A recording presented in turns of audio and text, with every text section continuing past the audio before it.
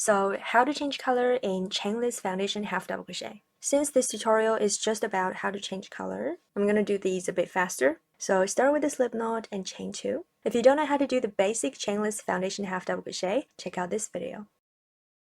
Yarn over first. Go back into the first chain.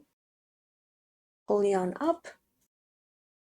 Chain 1 first. Yarn over, pull through 3. Yarn over again, insert into that chain at the bottom of this half double crochet. Yarn over, pull through 1, and then yarn over, pull through 3.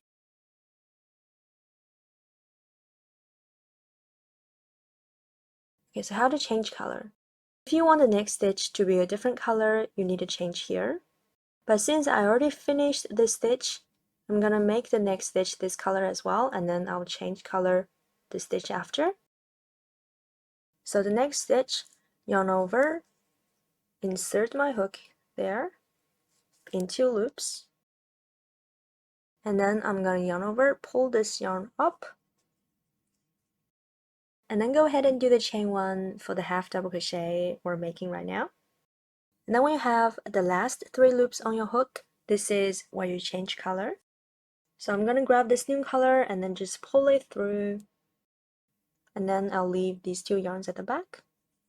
And then you just work your next stitch with this new yarn as usual. So yarn over, and then insert your hook in the chain 1 you just did.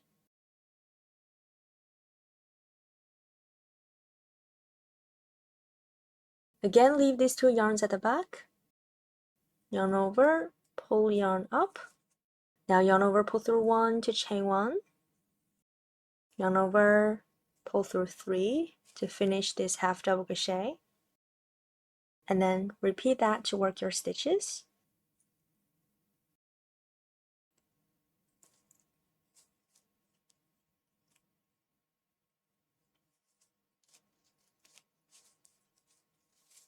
And you can see we've successfully changed color.